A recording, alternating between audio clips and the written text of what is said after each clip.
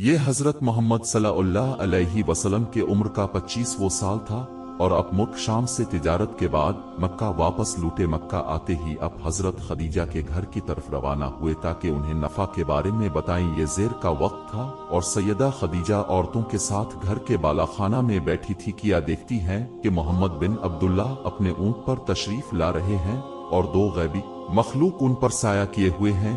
یہ مسحور کن منظر دیکھ کر سیدہ خدیجہ حیران رہ گئی۔ اب کی ساتھی عورتوں نے بھی جب یہ دیکھا کہ اس چلچلاتی دھوپ میں سوائے حضور کے اوپر سایہ کے سوا اور کہیں سایہ موجود نہیں ہے، جب حضور صلی اللہ علیہ وسلم تشریف لائے تو حضرت خدیجہ نے استقبال کیا اور خوش آمدیت کہا۔ اب صلی اللہ علیہ وسلم نے حضرت خدیجہ کو سفر شام اور تجارتی منافع کے متعلق بتایا۔ سیدہ خدیجہ حیران تھی کیونکہ اس سے قبل ان کے مال میں اس قدر برکت اور منافع کبھی نہ ہوا تھا۔ بہرحال جب حضور صلی اللہ علیہ وسلم واپس تشریف لے گئے تو حضرت خدیجہ نے میسرہ سے کہا کہ کیا تم نے دیکھا کہ محمد کے اوپر کوئی حیرت انگیز چیز سایہ کر رہی تھی؟ اس پر میسرہ بولا کہ میں یہ منظر سارے راستے دیکھتے آیا ہوں۔ میسرہ نے حضرت خدیجہ سے وہ باتیں بھی بیان کی جو نستور راہب نے اس سے کہے تھے۔ میسرہ نے حضور کے اخلاق اور نرم دلی کی بہت تعریف کی۔ ان تمام واقعات نے سیدہ خدیجہ کو حد درجہ متاثر کیا اور آپ کو حضور سے بہت لگاؤ پیدا ہو گیا۔ چنانچہ 3 ماہ کے بعد حضرت خدیجہ نے آپ صلی اللہ علیہ وسلم کی طرف ایک خاتون جن کا نام نفیسہ تھا پیغام رسا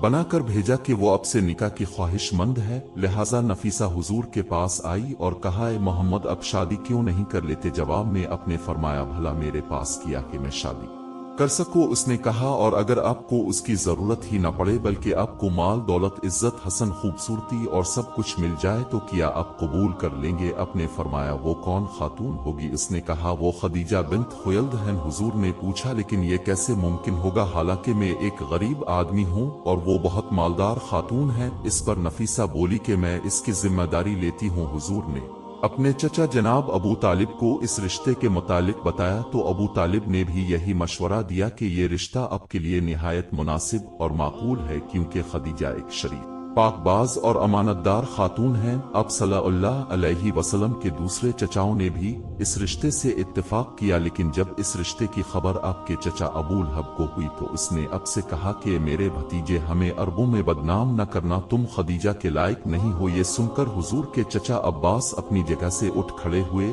اور غضبناک ہو کر ابو لہب سے کہا کہ تم ایک گھٹیا اور بد کردار آدمی ہو۔ خدیجہ میرے اس بھتیجے کے بارے میں کون سا اعتراض کر سکتی ہے؟